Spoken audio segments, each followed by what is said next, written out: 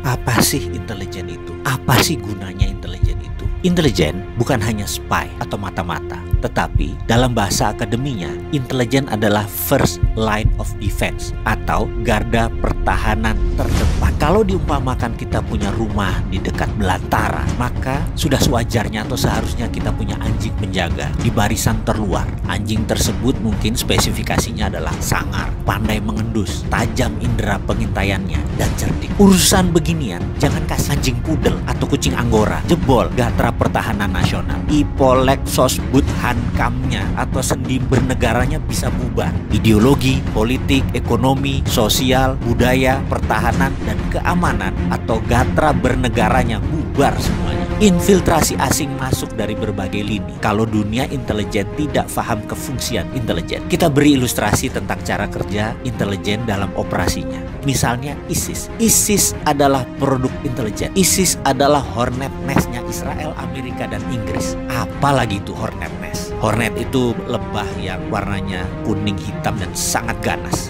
Nest adalah sarang.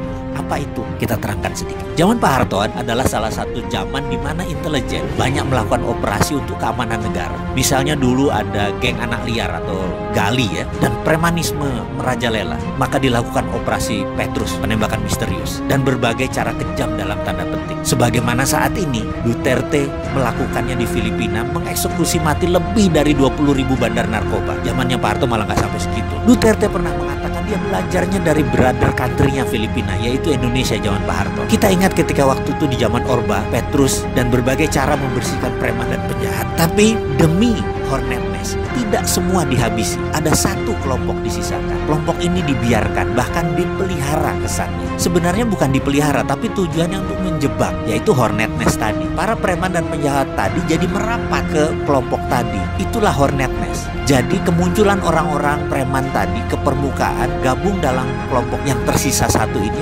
sehingga membuat mudah pengendaliannya. Itulah ISIS, sama juga. Jadi ISIS itu diciptakan agar tahu siapa yang akan serang Israel, siapa yang akan serang Amerika. Maka mereka menciptakan Hornet Nest yang namanya ISIS. ISIS itu faktanya tidak pernah serang Israel dan Amerika, Al-Qaeda yang serang Amerika. Sudah mulai paham? ISIS, Hornet Nest buat gembosi mereka yang akan serang Israel dan Amerika. Bahkan ISIS menyerang sesama muslim atas nama ideologi. Ini kalimat penting, atas nama ideologi. Ideologi ISIS itu sebelum ISIS dibentuk, ada 18 doktor ilmu agama yang mendesain agama ISIS tadi. Salafi jihadi versi baru. Doktrin ini kemudian disebar, dipasang, dimasukkan ke pentolan mereka, dan jadilah Hornet Nest yang bernama ISIS. Ajaran itu dalam gatra pertahanan negara masuk kategori ideologi, dan itu berbahaya. Ideologi itu strategi perang. Dalam strategi Duterte atau zaman Pak Harto, kita memakai Hornet Nest. Dan memang banyak yang mengeluhkan mengenai HAM, hak asasi manusia atau human right. Terkadang dalam masalah kebangsaan dan bernegara, kita emang harus ketemu di tengah. Kita harus buat jati diri bangsa kita yang baru, agar kita tidak terkoyak-koyak. Maka sekedar bertanya aja nih, saya yang bodoh ini, saya yang sontoloyo ini, tinggi mana sih human right dengan nation right? Yuk ke depan kita tata ulang negara berdasarkan nation right.